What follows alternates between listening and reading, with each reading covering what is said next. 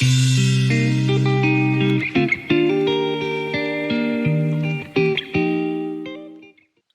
there, welcome back to my channel. This is Reflections by Jane. Thank you so much for joining me. Today I'm creating my own Valentine's Day inspired backgrounds. I don't have many pattern papers that are suitable for Valentine's Day, so I thought I'd make my own. So I've got a few goodies in my basket here. So I've got some stencil, stamp sets, few inks, embossing powders, and these strips of paper that I've cut in 2 shades of pink and a shade of red. And I'm just going to glue those to a 6x6 piece of white cardstock. So I'm just laying down the strips. I've cut each strip.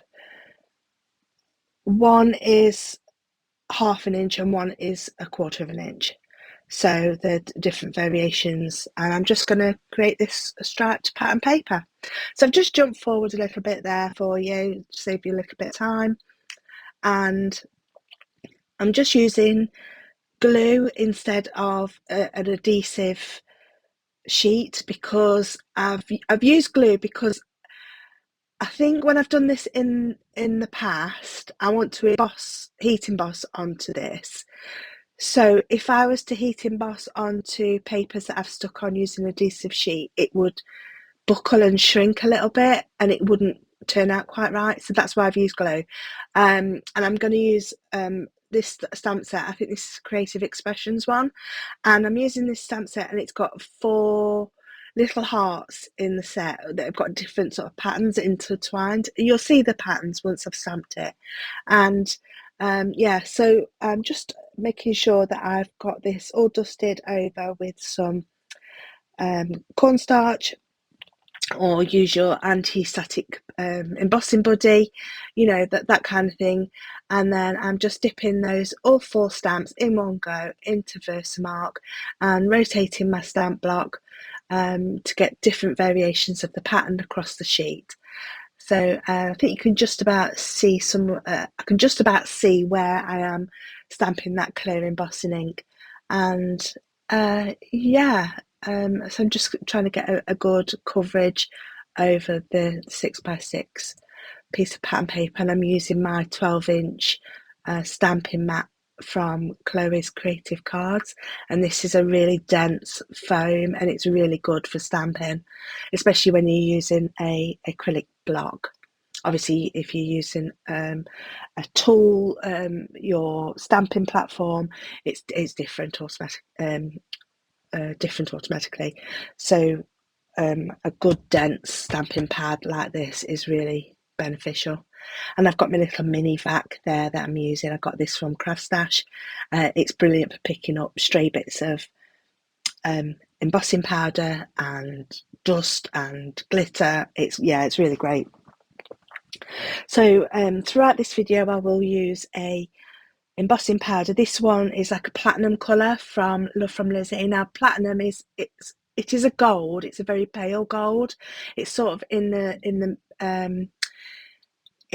between a silver and a gold. So it's quite pale, and I just love this embossing powder. And I got this one from Love from Lizzie. So I'm using my Catherine Paula inks. So I've got Party Dress, Rockin' Red, and It's a Girl.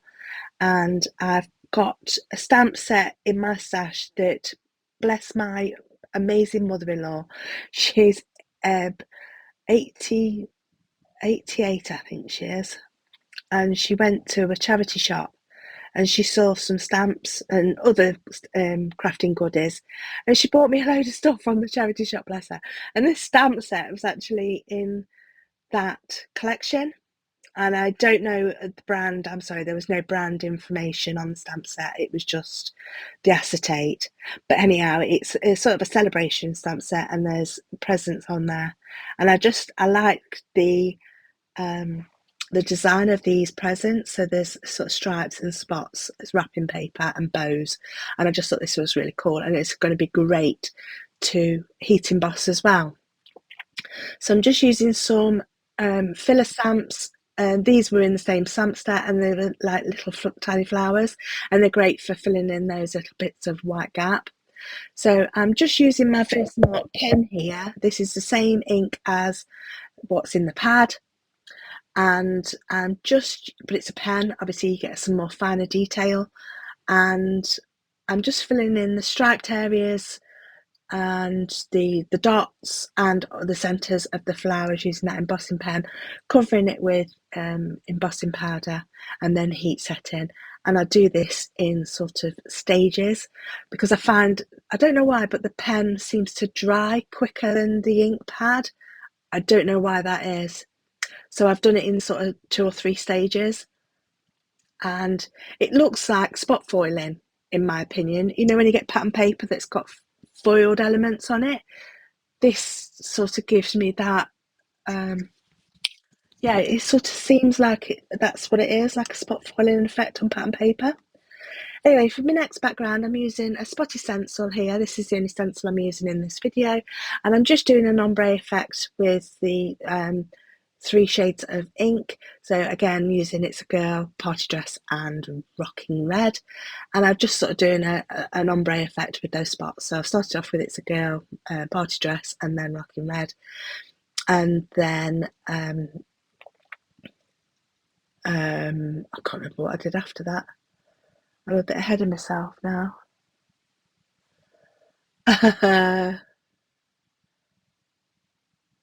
Oh, I stamped. It's a solid stamp, and it's sort of like a foliage effect, if I remember rightly, on this one.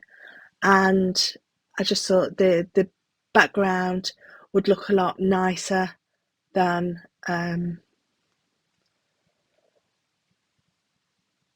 just a plain spotty background. So you've got that bit of extra pizzazz, shall we say, with the stamp. You can do it the other way around. It's called Heat Emboss Resist, where you use water-based mediums over heat embossing, and the heat embossing resists the water. And yeah, you can do it that way. But I like to do it this way as well, because you get a solid pattern over the stenciling. And yeah, so it's up to you how you do it, really. Just play and, you know, do it whichever way around that you feel is best for you. The only tip I do have is, if you are using inks such as pigment inks, that kind of thing, or watercolors, make sure that the cardstock and everywhere is completely dry before you do the heat embossing, because the powder will stick to the wet areas. Yeah, so I just love watching that embossing powder melt. I just think it looks so beautiful, especially this shade. Yeah, so this is just out of a stamp set. I think it was a Hunky Dory stamp that I used, and it was out of a Sympathy stamp set, and it was the only foliage solid stamp that I could find in my stash for some reason. I thought I'd got more, but hey. So I'm just filling in another area that I've missed there, and then I should just set that embossing powder again. So just do a bit of clearing up here, making sure my stamps are clean. I use a little bit of alcohol just to make sure that they're clean. So I've got another 6x6 piece of white paper here. Oh, I can't get my words out. And I'm just going to do some simple ink blending. Now, it does look a bit patchy on screen. It's Catherine Paula ink, and I think I actually used the wrong cardstock. I didn't use my Super Smooth. I should have used my Super Smooth, and I didn't. But nonetheless, what I have planned for this background, it doesn't really matter. But I started off with It's a Girl, and then I'm going in with Party Dress here now. I think the Party Dress tended to blend a little bit better. It was a bit of a smoother finish. And then the Rocking Red. For some reason, I've got my ink pad on the left of me, and I'm right-handed. I don't know why. I just like to make life difficult for myself.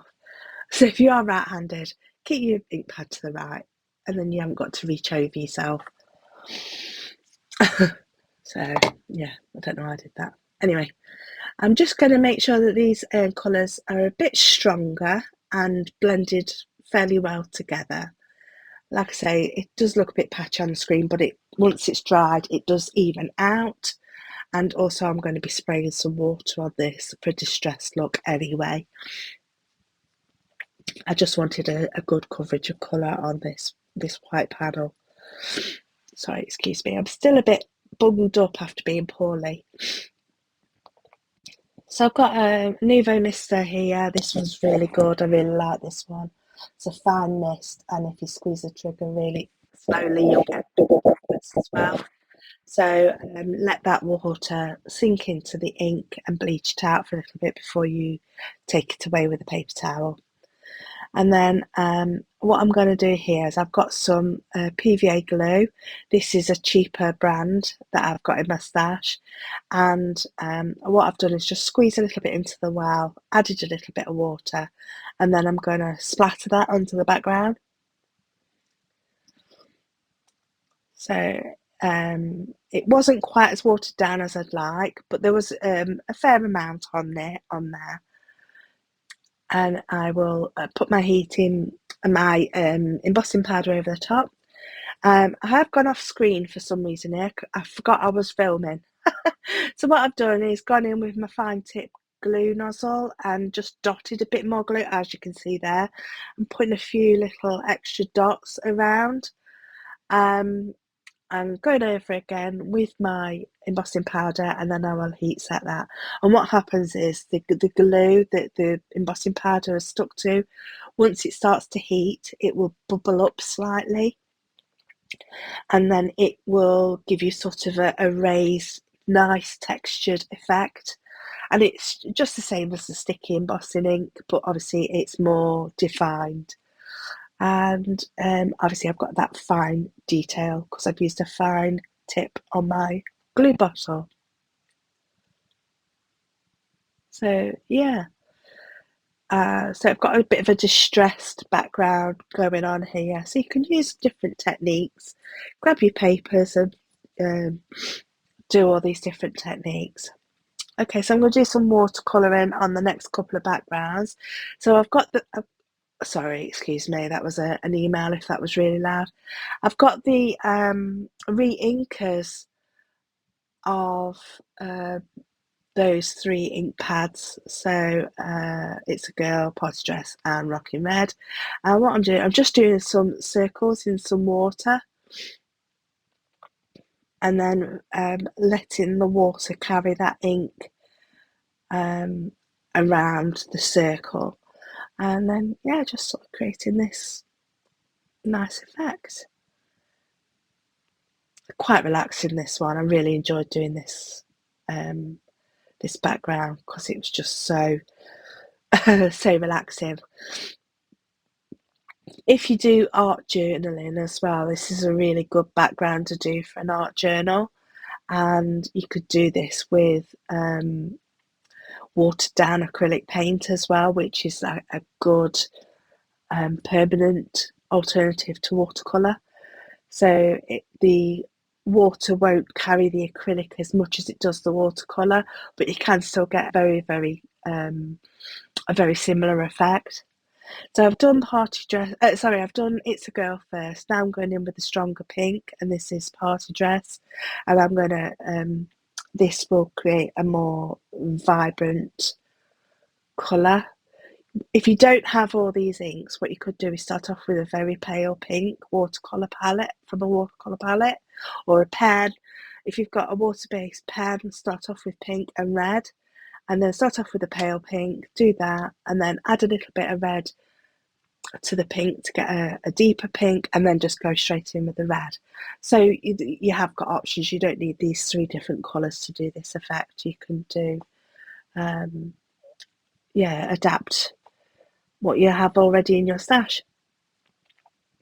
If you wanted to use Distress Oxides, you could do that as well. Just smush a bit of the ink down onto a glass mat or something, and then spray it with water, and then use the same technique with the Distress inks.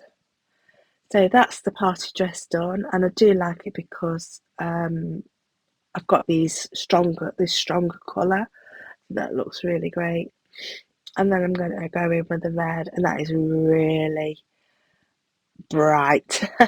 I do water it down a little bit because I think, oh, that's a bit bright. But then obviously when watercolour does dry, it does, the colour gets knocked back a little bit once it's dry. It's only when it's wet that it looks more vibrant.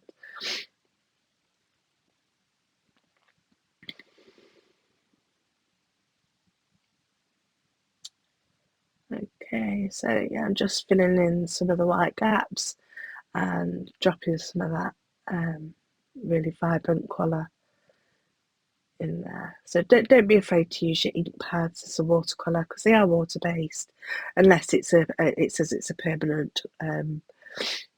If it says it's a permanent ink on the pad, then obviously you won't get the same effect. But water based ones are fine for this. So I'm just dabbing up some of the wetness there, and then I'll go with my heat tool and dry this one off completely as well. And then that'll be ready to heat emboss on as well. I'm going to go, while I've got the watercolour out, I'm just going to do the second background. So I'm just doing stripes of water, dead easy. It's a 6x6 piece of cardstock again. I think this is about 1.25 inch brush, and I'm just going over with the different three colours. So the top one is It's a Girl, the middle one is Party Dress, and the bottom one is Rockin' Red. And then I'll do the same three combinations again underneath. So there's 6 stripes. Oh, it can't be 1.25 inch. It must be a 3/4 inch brush or an inch brush, something like that. Sorry, excuse me. I'm a bit bugged up. Yeah, so just got this. That's it. Just a striped watercoloured background, and I think that just looks so pretty as it is. Okay, for this background, I've got a solid flower stamp, and I'm just going to stamp all over with the same embossing ink and embossing powder. Dead simple, this one. Quick, easy, and really, really pretty. And again, you could do this the other way around if you wanted to. You could stamp it and heat emboss first, then go over with the watercolour. And the heat embossing will act as a resist.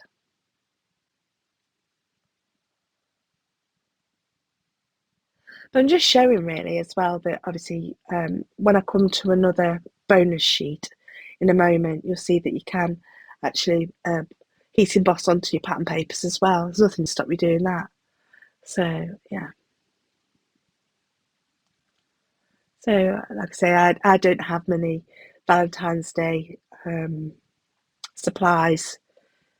I don't think I need to keep buying different Valentine's Day things. So I don't make that many Valentine's Day cards. I'm making some for charity this year, but obviously, I don't send them out.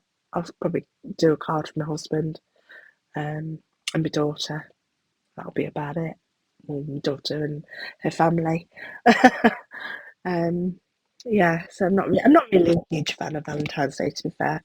But I wanted to make some cards for those that are.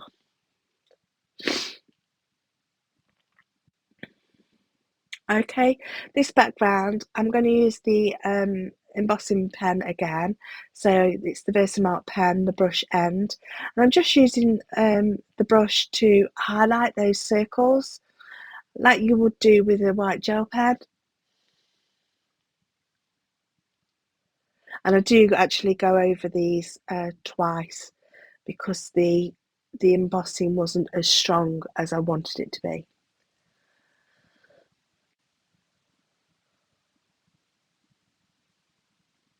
And yeah, it's the brush end I'm using. And then when I go over it again, I go in with the bullet tip. Really effective. I really like this sort of look on this piece of pattern paper. Really homemade pattern paper. There's nothing to stop you because you've designed these and you have these are your designs now. So these designs are mine. There's nothing to stop me scanning these and putting them into the computer and then printing them off time and time again. I would do it before you do the embossing though. Scan them into your computer before you do the heat embossing, print them off, and then do the heat embossing. Okay, so this is a sheet of pattern paper. This is about the only paper that I have in my stash that's, I would say, is in this colour family. And all I'm doing is going over with my fine tip glue pen again and just doing small dots of glue on the leaves of these roses. And then going over with my embossing powder and heat setting that. And then that's again effectively spot foiling. There's nothing to do nothing to stop you doing spot foiling as well. So if you don't want to do heat embossing, you could use glue and transfer foil. So just as a bonus, I'm making a card using the pattern paper that I have made, and I've got an A6 card blank here, an A6 panel which I have dry embossed with an embossing folder. I've cut a 2-inch strip of pattern paper that I have made, and then I've turned that into a banner and popping that up onto some foam, and I'll stick that to the left hand side of my card.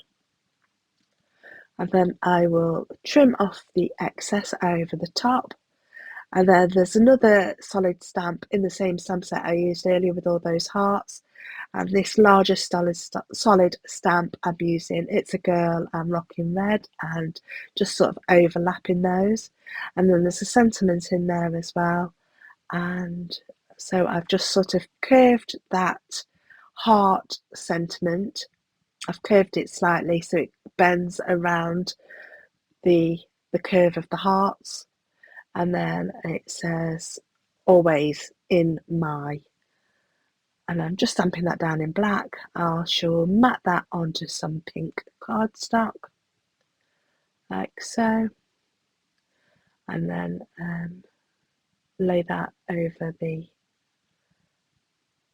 banner. And then I will cut out 3 circles using my 1/4-inch hole punch in some red cardstock. Adhere those to the bottom right hand of the cardstock, cover it in glossy accents so they look like enamel dots. And hey presto, a Valentine's Day card. I should make some more like this for the charity shop, and hopefully they'll be able to sell them on and make some money. Yeah, so yeah, nearly to the end now of this video. Thank you so much for joining me. Please like and subscribe if you haven't done so already, and I'll see you all again in the next video. Take care, bye for now.